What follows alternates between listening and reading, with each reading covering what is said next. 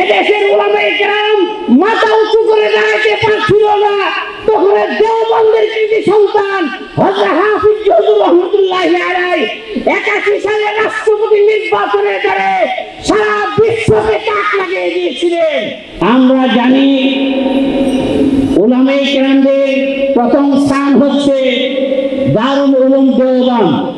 দারুল উলুম দেওবন্দ যদি ওই সময় সাম্রাজ্যবাদের বিরুদ্ধে আন্দোলন সংগ্রাম না করে, তাহলে আজও হতো আমরা এখনো ব্রিটিশদের দ্বারা নির্যাতিত হতাম।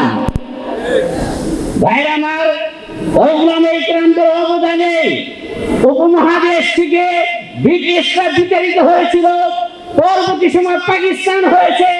এই পাকিস্তান হওয়ার মধ্যে উলামায়ে কেরামদের অবদান।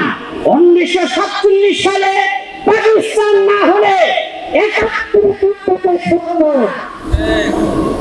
তাই এই বাংলাদেশ হওয়ার মধ্যে উলামায়ে দেওবন্দের অবদান।